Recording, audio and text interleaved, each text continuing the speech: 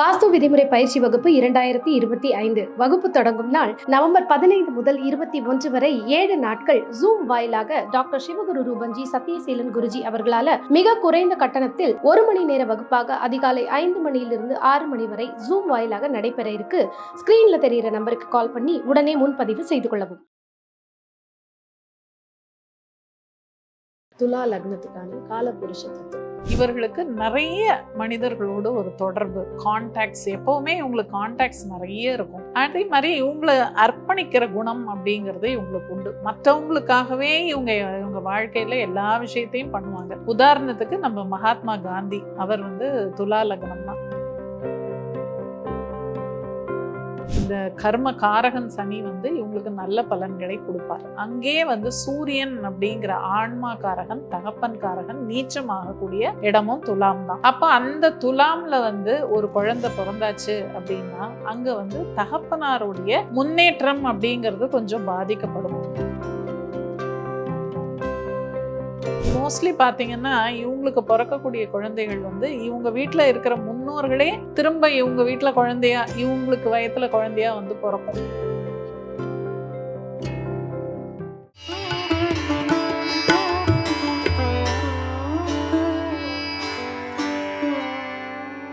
பிரணவ மந்திரம் நேயர்களுக்கு அன்பு வணக்கம். தொடர்ந்து காலபுருஷ தத்துவத்தை லக்னம் ரீதியாக ஒவ்வொரு லக்னக்காரர்களுக்குமான வாழ்க்கை குணாதிசயம் இப்படித்தான் இருக்கும், நீங்க இந்த விஷயங்களை அட்ஜஸ்ட் பண்ணிக்கணும், ஜாதகத்தினுடைய கன்சல்டேஷன் மூலமா உங்களுக்கு தீர்வுகள் கண்டிப்பா இருக்கு அப்படின்னு துல்லியமா ஒவ்வொரு லக்னத்துக்கும் நமக்கு சொல்லிட்டு வராங்க. ஜோதிடர் மற்றும் பேச்சாளர், லைஃப் கோச் ஜெய ரவி மேம் அவர்கள் நம்ம கூட இணைஞ்சிருக்காங்க. மேம் வணக்கம். வணக்கம்மா. ஒவ்வொரு லக்னமா நம்ம பார்த்துட்டு வரோம். அழகா அடுத்தடுத்த ஸ்தானங்களை வச்சு நீங்க சொல்றீங்க, ஒருவருடைய வாழ்க்கை இப்படிதான் போகும், ஃபார்முலா இதுதான், அதை நம்ம மாத்திக்கிறதுங்கிறது நம்ம கையில இருக்கு. இன்னைக்கு துலா லக்னம், துலா லக்னத்துக்கான காலபுருஷ தத்துவம். நிச்சயமா துலா லக்னம் அப்படிங்கிறது காலச்சக்கரத்தினுடைய 7ஆம் இடம் இல்லையா? மேஷத்துக்கு அது 7ஆம் இடம்னு சொல்றோம். ஸோ துலா லக்னம் அப்படின்னாலே அடுத்தது இம்மீடியட்டாக நம்ம அர்ப்பணிப்பு அப்படிங்கிற அந்த இதோட கனெக்ட் பண்ணணும்.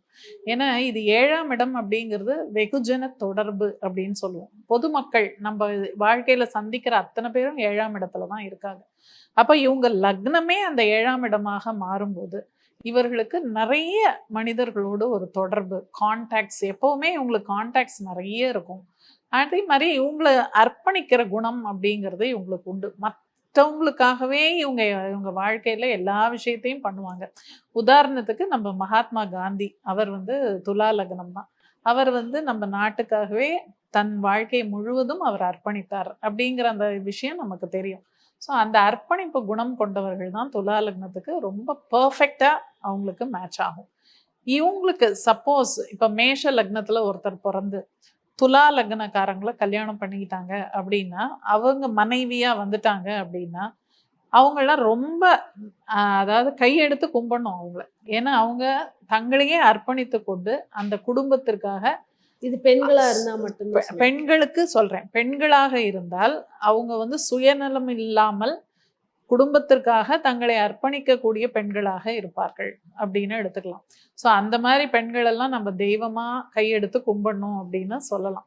ஏன்னா அந்த அளவுக்கு ஒரு அர்ப்பணிப்பு குணம் படைத்தவர்கள் அப்படின்னு சொல்லலாம். இப்போ துலா லக்னத்தில் பிறந்தவர்கள் பொதுவாகவே எப்படின்னா அவங்க லைஃப்ல நடக்கிற பல விஷயங்களை அவங்க பெருசா மேம்படுத்தி அதை அதுக்காக ஒரு இம்பார்ட்டன்ஸ்லாம் கொடுக்க மாட்டாங்க. அவங்கள சுற்றி நடக்கிற விஷயம் அவங்க குடும்பத்துக்காக, அப்படி அந்த மாதிரி விஷயத்தை தான் அவங்க கண்காணிச்சுக்கிட்டே இருப்பாங்க. ஏன்னா அங்கே சனி பகவான் உச்சமாகக்கூடிய வீடு, அந்த லக்னத்திலேயே சனி பகவான் உச்சமாறாரு. அப்போ நேச்சுரலி அது என்னன்னா, சனி அப்படிங்கிறவர் நீதி அரசர் அப்படின்னு சொல்கிறோம். அப்போ கண்டிப்பாக ஒரு தர்மம், நீதி, இந்த மாதிரி விஷயங்களை கடைபிடிக்கக்கூடியவர்களாக இருப்பார்கள். அதை பிடிச்சி தான் ஆகணும், அப்படி தான் இருக்கணும். அப்போ தான் அவங்களுக்கு இந்த கர்ம காரகன் சனி இவங்களுக்கு நல்ல பலன்களை கொடுப்பார். அங்கே சூரியன் அப்படிங்கிற ஆன்மா காரகன், தகப்பன் காரகன் நீச்சமாகக்கூடிய இடமும் துலாம் தான். அப்போ அந்த துலாம்ல ஒரு குழந்தை பிறந்தாச்சு அப்படின்னா அங்க தகப்பனாருடைய முன்னேற்றம் அப்படிங்கிறது கொஞ்சம் பாதிக்கப்படும்.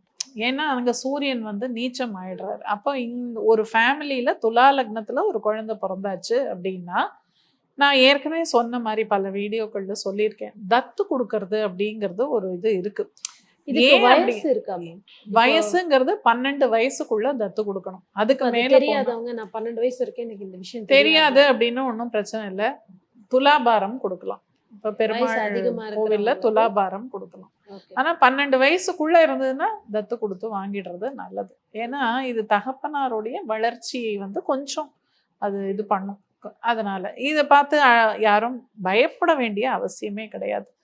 இதெல்லாம் வந்து இந்த காலச்சக்கரத்தினுடைய சில குணாகாரங்களை நம்ம சொல்றோம், அவ்வளவுதான். அடுத்ததாக இவர்களுடைய 2ஆம் இடம் அப்படிங்கிறது வந்து காலச்சக்கரத்தினுடைய 8ஆம் இடம். அப்ப அது குடும்பஸ்தானம், வாக்குஸ்தானம், தனஸ்தானம் அப்படின்னு சொல்றோம். அப்ப 2 8ஆக மாறும் பொழுது என்ன ஆகும்? வருமானம் வராமல்லாம் இல்லை, வருமானம் எல்லாம் வரும், சம்பாத்தியம் எல்லாம் இருக்கும், அதெல்லாம் இருக்கும். ஆனா அங்க வந்து எதிர்பாராத சில விரயங்களும் ஆகிட்டே இருக்கும், அவங்களுக்கு தெரியாமையே சில விரயங்கள். ஏன்னா 8 அப்படிங்கிறது வீண் செலவு, வெட்டி செலவு, தண்ட செலவுன்னு சொல்லுவோம். அந்த மாதிரி செலவுகள் ஆகிட்டு இருக்கும். இருந்தாலும் வருமானம் வந்து வந்து கொண்டுதான் இருக்கும். ஏன்னா அது வந்து ஜலராசி, முழு பலனை கொடுக்கக்கூடிய ராசி விருச்சிகம் அப்படிங்கிறது. அப்ப அங்க சனி பகவானுடைய நட்சத்திரமும் அங்க இருக்கு, அனுஷ நட்சத்திரம் இருக்கு. ஏன்னா அது முழு நட்சத்திரமா இருக்கு. அதே மாதிரி புதனுடைய பாக்யாதிபதி புதனுடைய நட்சத்திரம் இருக்கு, பஞ்சமாதிபதி சனி பகவானுடைய நட்சத்திரம் இருக்கு. ஸோ இதெல்லாம் இருக்கும்போது பணம் அப்படிலாம் வரும், எல்லாமே உண்டு. அதுலேயும் குழந்தை பிறந்த பின் இன்னும் கொஞ்சம் அவங்களுக்கு நல்ல பொருளாதார முன்னேற்றம் அதெல்லாம் உண்டு. சில சமயங்கள்ல பொருளாதார நெருக்கடியும் இவங்களுக்கு இருக்கும். ஆனா இவங்களுக்கு ஒரு அட்வான்டேஜ் என்னன்னா, அந்த நெருக்கடி இருந்தாலும் ஒரு உதவி பண்றதுக்கு யாரோ டக்குன்னு இவங்களுக்கு வருவாங்க. ஒரு கை மாத்தா எனக்கு கொடு செலவுக்கு அப்படின்னு கேட்டா டக்குன்னு கொடுத்துருவாங்க. அந்த மாதிரி ஒரு யோகமும் இவங்களுக்கு உண்டு. அதனால பொருளாதார சேதம் அப்படின்னு எடுத்துக்க வேண்டாம். பட் கொஞ்சம் பிளான்டா ஒரு ப்ரிப்பேர்டா இவங்க இருந்தாங்கன்னா சேஃப். அதாவது நான் என்ன சொல்றேன், இந்த மாதிரி ஒரு அமைப்பு இருக்கிறவங்க என்ன பண்ணணும், சம்பாதிக்கிற பணத்திலேயே ஒரு பகுதியை வந்து நம்மளது இல்லை அப்படின்னு சொல்லி ஒரு சேமிப்பா அதை எங்கேயாவது மறைச்சு வைக்கணும். அப்பதான் ஒரு நெருக்கடி வரும்போது வெளியில நம்ம கடன் வாங்காம நம்ம பணமே நமக்கு உதவும்.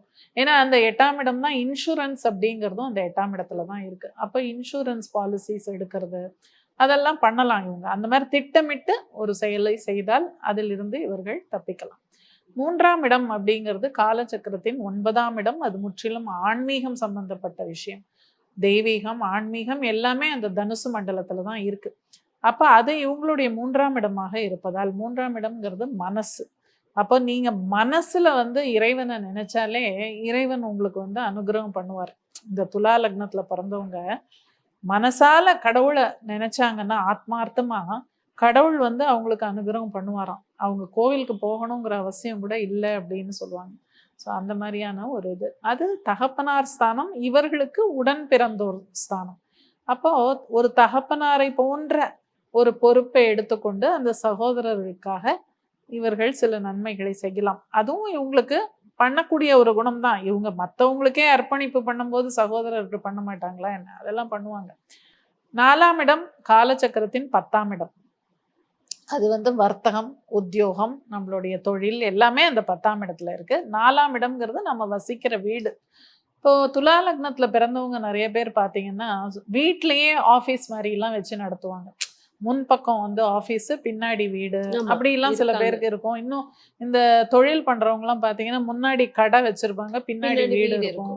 இவங்கெல்லாம் பார்த்தீங்கன்னா மோஸ்ட்லி இந்த துலா லக்னத்துல இருப்பாங்க. அதே மாதிரி அது கர்மஸ்தானம் இல்லையா, அது தாயார் ஸ்தானம் இவங்களுக்கு, காலச்சக்கரத்தின் கர்மஸ்தானம். அப்போ இவங்க ஒரு வீடு, வாசல், வண்டி, வாகனம், அதாவது வீடு வாசல் ஏன்னா 4ஆம் இடம்ங்கிறது சொத்து எல்லாமே சொல்றோம் இல்லையா. அப்போ ஒரு வீடு கட்டும் போது இந்த மாதிரி சமயத்துல தாயாருக்கு வந்து ஒரு சேஃப்டி பண்ணணும். ஏன்னா அது கர்மஸ்தானமா ஆயிடுது இல்லையா. அப்போ ஒரு வீடு கட்டும் போது இவங்க என்ன பண்ணணும், ஒரு ஹோமம் பண்ணி தாயாருக்கு ஒரு மிருத்யுஞ்சய ஹோமம் மாதிரி பண்ணி அதுக்கப்புறம் தான் அந்த வீட்டுக்குள்ள இவங்க போகணும். ஏன்னா இதெல்லாம் வந்து ஒரு ரெமெடி மாதிரி நான் சொல்றேன். அதாவது ஒரு கெட்டது இருந்தா அதுலேருந்து எப்படி நம்ம வெளியில வர முடியுங்கிறதுக்கும் ஒரு தீர்வும் சொல்றேன் நான் கூடவே. அதுக்கப்புறம் பார்த்தீங்கன்னா 5ஆம் இடம் காலச்சக்கரத்தின் 11ஆம் இடம்.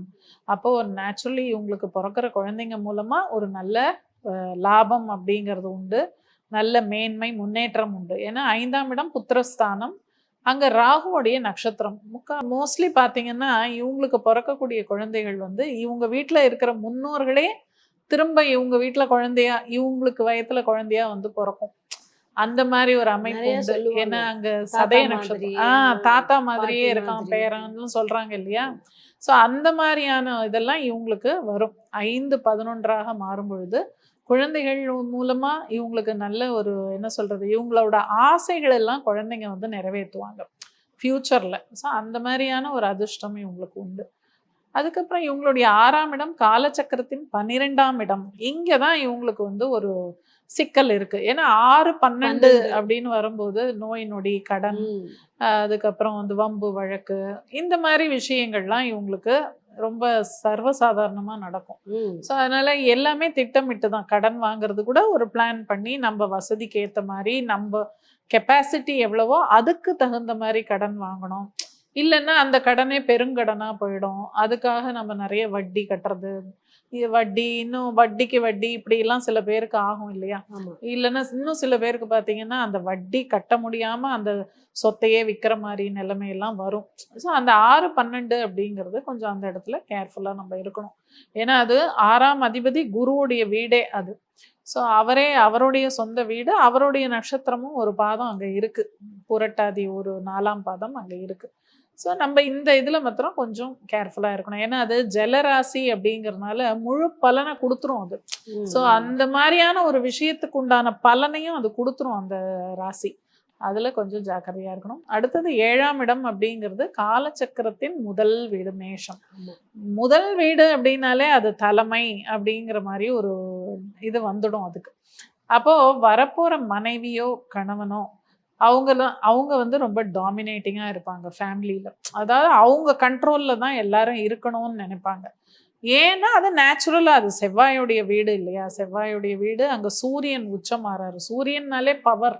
ம். அப்போ அது வந்து நேச்சுரலா அந்த மனைவியோ கணவனோ அவங்களுக்கு வந்து ஒரு டாமினேட்டிங் கேரக்டர். அவங்க சொல்றது தான் அந்த குடும்பத்திலேயே எல்லாரும் கேட்கணுங்கிற மாதிரி ஒரு நிர்பந்தம் இருக்கும்.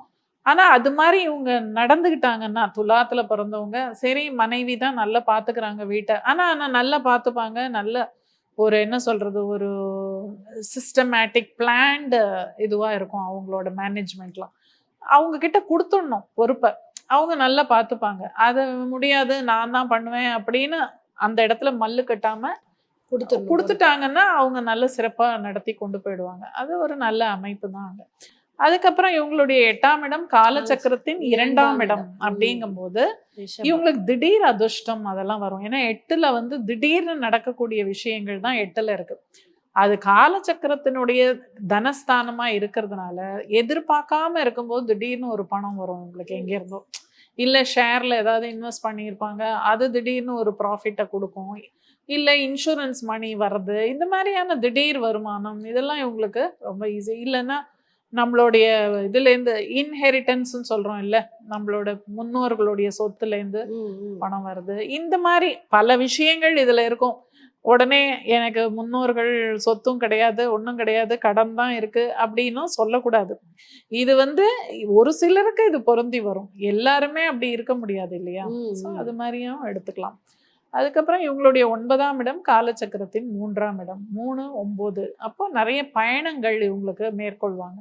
குறுகிய பயணம், தொலைதூர பயணம், நெறைய பயணங்கள் போறது. அதுக்கப்புறம் இந்த கான்ட்ராக்ட்ன்னு சொல்லுவாங்கல்ல, ஒப்பந்தங்கள். ஆமா. இந்த ஒப்பந்த அடிப்படையில சில பிசினஸ் பண்றது. அது மாரி இந்த ஏஜென்சி, இந்த மேன் பவர் ஏஜென்சி. ஏன்னா ராகுவோட திருவாதிரை நட்சத்திரம் அங்க இருக்கு இருக்கு. இல்லையா? மிதுன வீடா அப்போ இருக்கு. இந்த ட்ரேடிங் பண்றது, ஒப்பந்த அடிப்படையில மேன் பவர் ஏஜென்சி இது மாதிரிலாம் பண்ணி அதுல கமிஷன், புரோக்கரேஜ் இந்த மாதிரி விஷயங்கள்லாம் அங்க நடக்கும். ஏன்னா எங்கெல்லாம் ராகு சம்பந்தப்படுறாரோ, அதுலயும் 3, 9 சம்பந்தப்படுறனால இது மாதிரி ஒரு இதெல்லாம் இவங்களுக்கு நடக்கும். இல்லைன்னா ஏர் டிக்கெட்டிங் அந்த மாதிரி வெளிநாட்டு பயணத்துக்கு வந்து அயாட்டா ஏஜென்சிலாம் இருக்கு ஆமா, இல்லையா? ஆமா. டிக்கெட்ஸ் ஏர் டிக்கெட்ஸ் பண்றது, கொடுக்கறது, போறது இந்த மாதிரி விஷயங்கள்லாம் நடக்கும். அது மாதிரி அதே மாதிரி உடன் பிறந்த சகோதரர்களோட சேர்ந்து இவங்க ஏதான ஒப்பந்த அடிப்படையில பண்றது, இல்ல தகப்பனார் போன்ற ஒரு பொறுப்பு எடுத்துக்கொண்டு அவர்களுக்கு ஒரு வழிகாட்டணும்.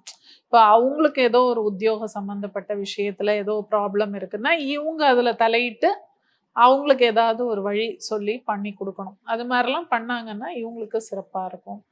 அது மாதிரி இவங்களுடைய 10ஆம் இடம் வீடு, காலச்சக்கரத்தின் 4ஆம் இடம் 4ஆம் இடம் கடகம். கடகம். அப்போ 10ஆம் இடம் அந்த கடகம் அப்படிங்கிறது என்னன்னா ஃபேக்டரிஸ், இண்டஸ்ட்ரீஸ், யூனிவர்சிட்டிஸ், காலேஜஸ், இந்த மாதிரி இன்ஸ்டிடியூஷன்ஸ் இதெல்லாம். ஸோ மோஸ்ட்லி இந்த துலாத்துல பிறந்தவங்க ஒன்று பிஸ்னஸ் பண்ணாங்கன்னா அவங்க வந்து ஃபேக்டரிஸ் அண்ட் இண்டஸ்ட்ரீஸ் இது மாதிரி வச்சு நடத்துவாங்க. மேனுஃபேக்சரிங் ஃபேக்டரிஸ் இல்லைன்னா அதில் வேலை செய்வாங்க. அந்த மாதிரியான ஒரு மேனுஃபேக்சரிங் இண்டஸ்ட்ரியில் இவங்க வந்து ஒரு ஹை பொசிஷனில் இருந்து அங்கே ஒர்க் பண்ணுறவங்களா இருப்பாங்க. இவங்களுக்கு கீழே ஒரு டீமை லீட் பண்ணுற மாதிரி அந்த பொறுப்புகள்லாம் இவங்களுக்கு இருக்கும். அந்த மாதிரியான வேலைகள் இல்லைன்னா யூனிவர்சிட்டிஸ், காலேஜஸில் இவங்க ஒர்க் பண்ணுவாங்க. அது மாதிரியான பொறுப்புகள் இவங்களுக்கு வரும். ஆனால் அது வந்து ஒரு நல்ல இடம். அந்த கடகம் கடகம், அப்படிங்கிறது 10. சரராசி, ஜலராசி அப்படிங்கிறதுனால கர்ம உத்தியோகத்துல- தொழில்காரங்கன்றதுனால நீங்க அந்த ஆமா. factory அப்படி இங்க connect என்ன ஒரு பியூட்டினா இவங்களுடைய 10ஆம் இடம் காலச்சக்கரத்திற்கு 4ஆம் இடம், ம். இவங்களுடைய 4ஆம் இடம் காலச்சக்கரத்திற்கு 10. 10. அப்ப இந்த இன்டர்சேஞ்ச் ஆஃப் இந்த ஹவுசஸ் அப்படிங்கிறது இவங்களுக்கு ஒரு நல்ல அமைப்பு.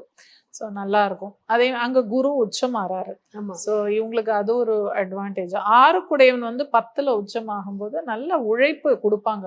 வேலை செய்யற இடத்துல நல்ல பேர் இருக்கும், நல்ல உழைப்பு அதெல்லாம் இருக்கும். அதுக்கப்புறம் இவங்களுடைய 11ஆம் இடம் காலச்சக்கரத்திற்கு 5ஆம் இடம். அப்போ இதுவும் சிறப்பு. அங்க பாத்தீங்கன்னா கும்பம் வந்து 5ஆம் இடம் 11ஆம் இடமா இருக்கும். ஆமா.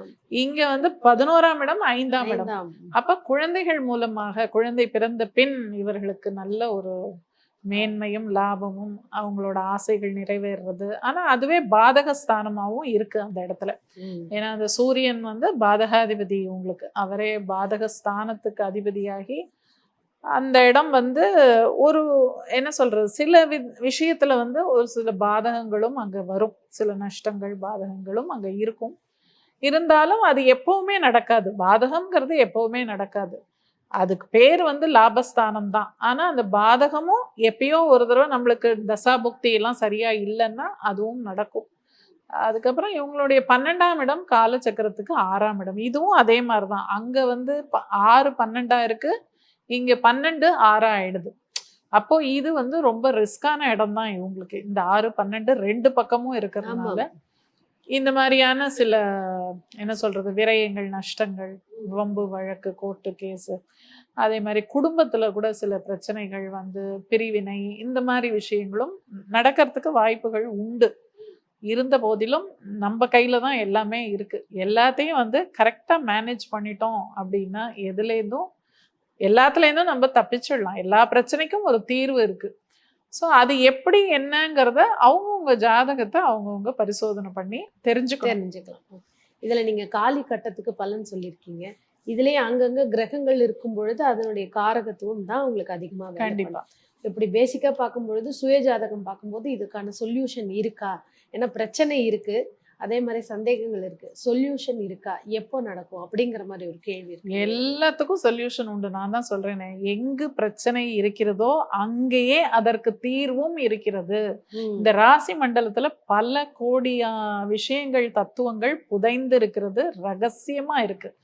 அந்த ரகசியங்களை யார் ஒருவர் புரிந்து கொண்டு அதற்கு தீர்வை அங்கிருந்து எடுக்க முடிகிறதோ அவர் ஒரு சிறந்த ஜோதிடர்.